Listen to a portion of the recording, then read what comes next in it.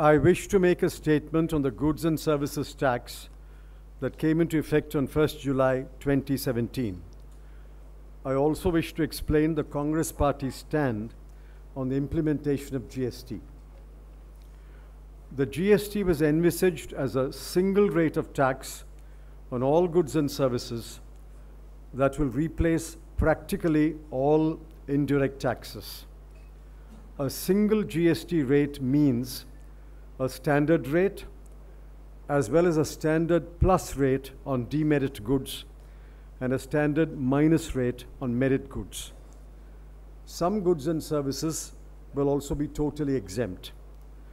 This is the GST that the Congress Party and the UPA government had visualized and which I had announced on 28th February 2016 as our goal. Mr. Yashwant Sinha has also confirmed that this was the GST we should have designed and implemented.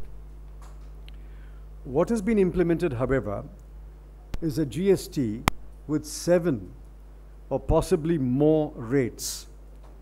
It is a mockery of GST. When we have rates like 0.25, 3, 5, 12, 18, 28, and 40, and possibly more because of the discretion vested with the state governments, how can we call this a one nation, one tax regime? The central government should have engaged the leaders of the political parties to forge a consensus on 3 rates. It failed to do so. A Congress-led government would have certainly worked hard toward a single rate with 3 variations. Furthermore, we would have capped GST at 18%. That was eminently feasible. The chief economic advisor to this government had clearly recommended a GST rate of 15 to 15.5% and demonstrated that it was a revenue neutral rate. If that report was correct, why did the government go in for rates like 28% and 40%? Besides, we are convinced that the administration and businesses, especially small and medium businesses, are unprepared or underprepared for the rollout of GST. Businesses wanted some more time, and the rollout should have been deferred by 2 months. The GSTN should have been put through a trial run and the glitches of any removed. The numerous requests for rationalization of rates should have been addressed. Businesses should have been given time to familiarize themselves with the task of filing 3 returns every month. The special problems of multi-state businesses should have been resolved. As for the future, the Congress Party will watch out the role of GST closely. We will continue to articulate the fears and grievances of small and medium businesses, multi-state businesses, and consumers. We will demand that petroleum products, electricity, and real estate be brought under GST. We will press for a reduction in rates. We will demand a cap of 18%. We will keep vigil over the possible misuse of the draconian powers given to the Anti-Profiteering Authority. And finally, we will highlight the elements of a true GST.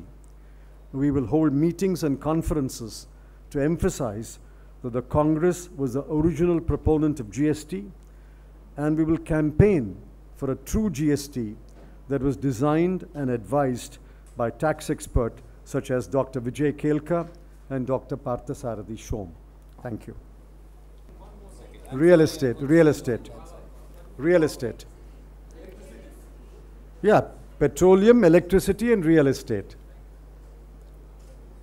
Give them copies. Yes, sir, we are going to give copies. So when they leave, normally we give them. Yes.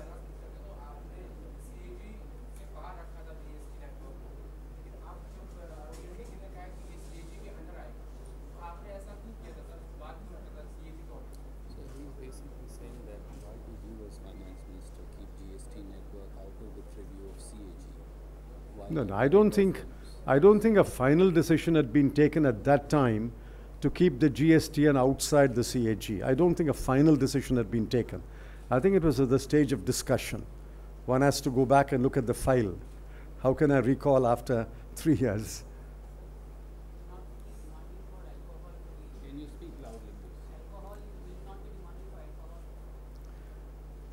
please? See, alcohol is more complex than petroleum, electricity, and real estate, because this arises out of privileges enjoyed by state governments for a long time, since the Abkari Act time. Ideally, alcohol should also come under GST, but that requires more discussion and building a consensus. But clearly, petroleum, electricity, and real estate is beyond controversy. They should come under GST.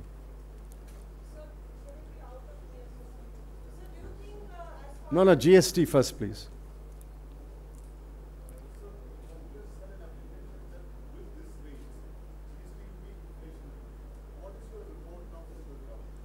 Well, it's too early. I think I was in my constituency. A large number of hotels are still issuing kacha receipts on a piece of paper. A large number of them are not issuing receipts for payments made.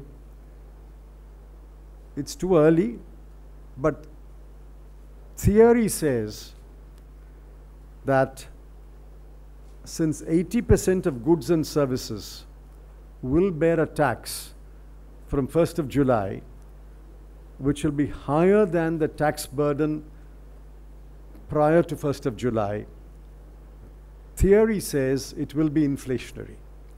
In fact, a number of economists have said it will be inflationary in the short run. One sec, I'll come for a second.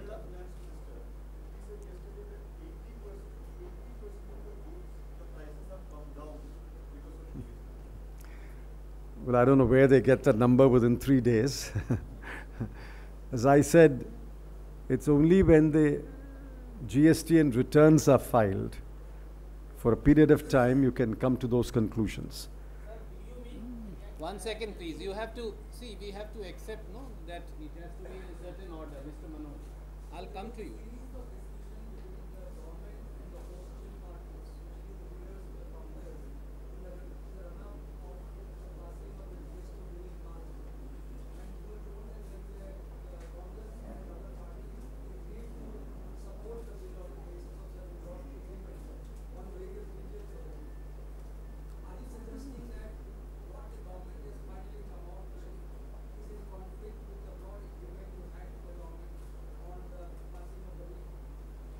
There was discussion before the GST Constitution Amendment Bill was passed.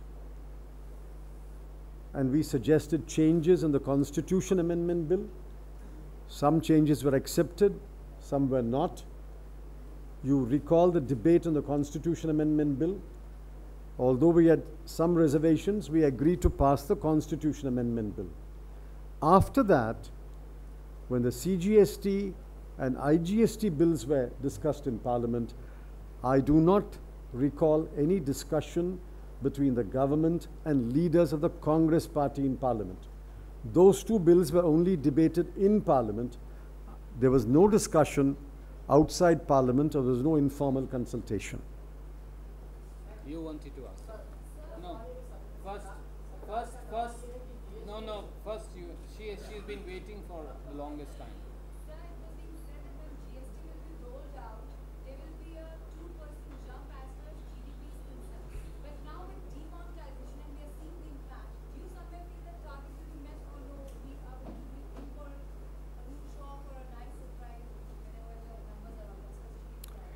See, GDP is not dependent upon one factor.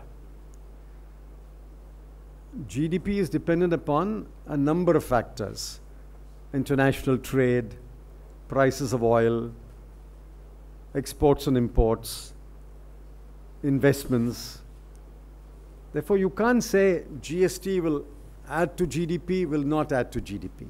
Well, that would be a very naive conclusion. In fact, one of the members of the Niti Aayog has said that there's no direct correlation between GST and GDP growth.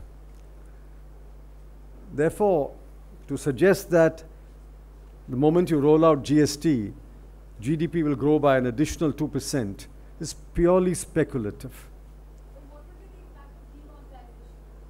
Oh, I think all's well in this world and God is in his heaven. Demonetization has solved all our problems. Demonetization has abolished black money.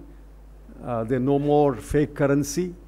Demonetization has put an end to corruption. What are you complaining about? Demonetization is God's gift to India.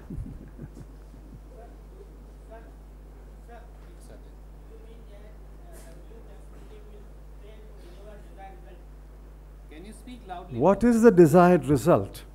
The desired result is one indirect tax that will subsume all indirect taxes. This GST will not achieve that result.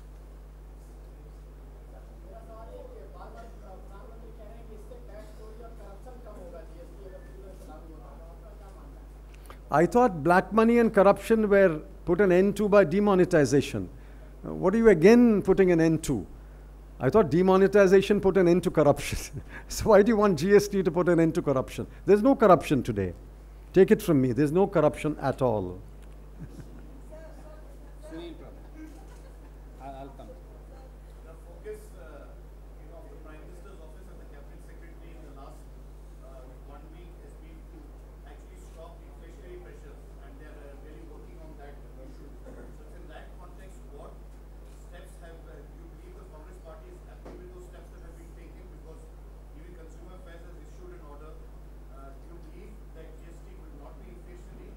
And what steps would you advise the government to take to ensure that at least the common man does not get affected?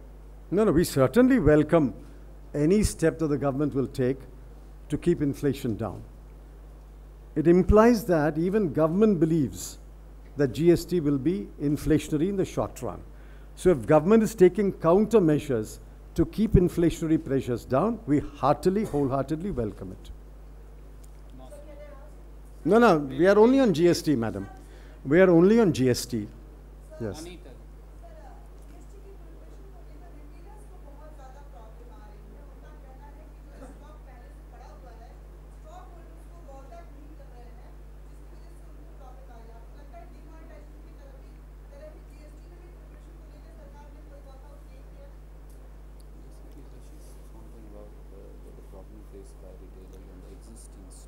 You see, I read today that in respect of existing stock, the government is allowing them to put stickers indicating the new price without erasing or obliterating the old price.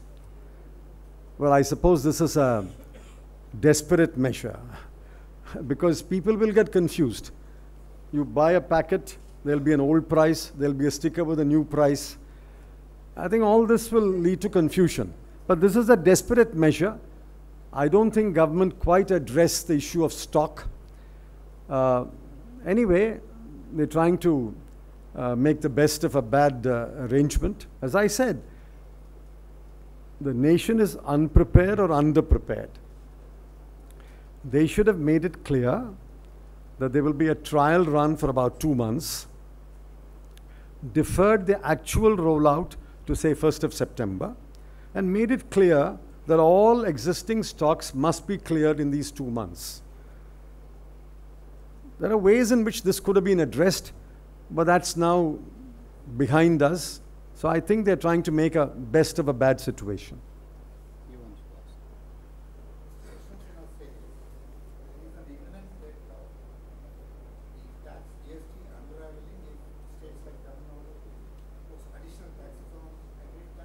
He's absolutely right.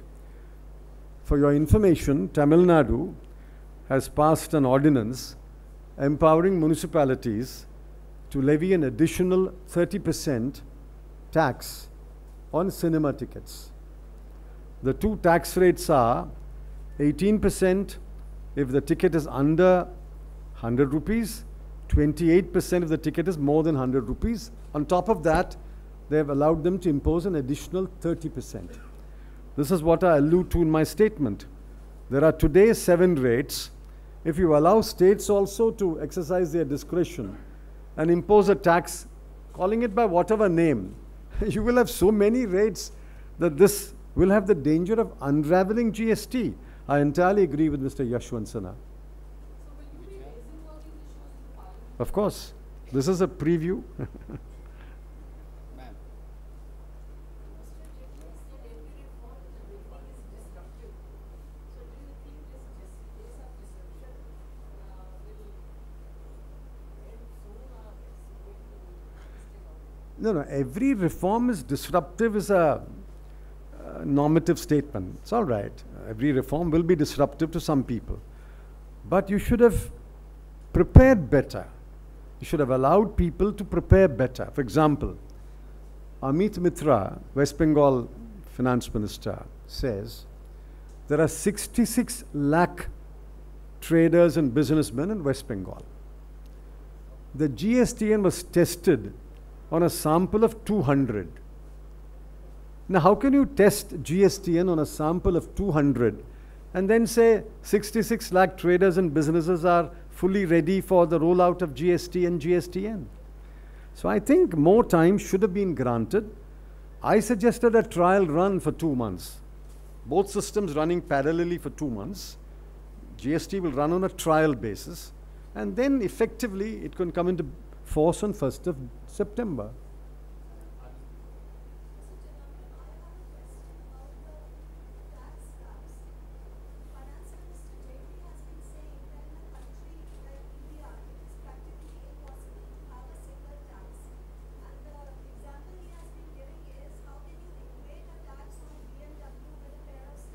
So what do you think about the practicality of a single tax? Is it really possible? What would you have done? Which means the government does not believe in a GST. By definition, GST is a single tax. If you think that the country is not yet ready for a single tax, don't have it, but don't call it GST. Don't say we're implementing GST. The world over, GST is a single tax. For Indian conditions, we recommended, Mr. Yashwant Sinha has concurred with that view, there can be a standard, standard minus, standard plus. Please read the Chief Economic Advisor's report. The Chief Economic Advisor's report also says standard, standard minus, standard plus. That is a single tax with Indian variations. But if you have 7 rates and 8 rates, and in course of time you have 10 rates, call it your Indian tax system, ITS. Don't call it GST. Call it an Indian indirect tax system.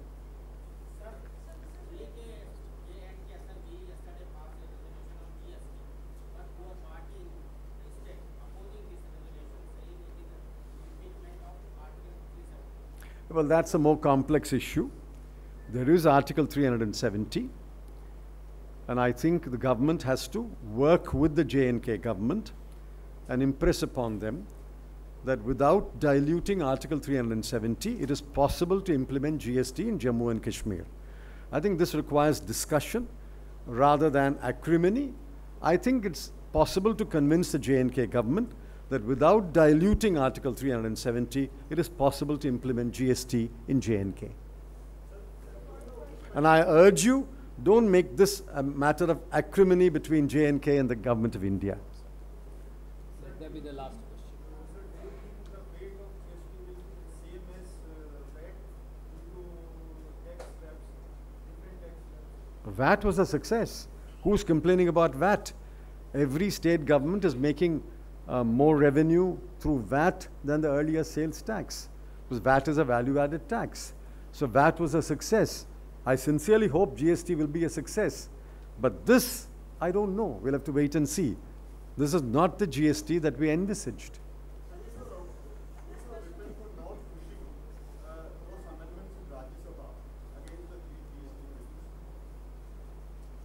What's the point? Members spoke on those matters. Members asked for a cap of 18%. The government said we will keep all that in mind when we actually finalize the rates. The CGST and IGST bills are enabling bills. These details are not in the bills. These details are by notifications.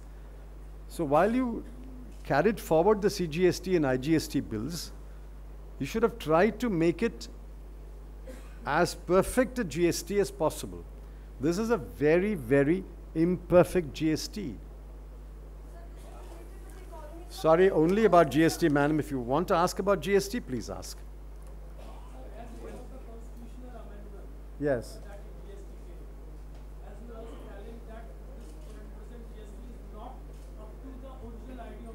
Yes. Those are words which you can use. I belong to a responsible political party. All I can say is that this is not the GST that we envisaged when I announced it on 18th of February 2006. And Mr. Yashwant Sinha, who appointed the Empowered Committee, concurs and says this is not the GST that he envisaged too. So neither Mr. Yashwant Sinha nor I nor my successor, the Honorable Mr. Pranab Mukherjee, envisaged this GST. This is not the GST which Dr. Manmohan Singh envisaged. This is a very different animal. Okay, thank you very much. Thank you.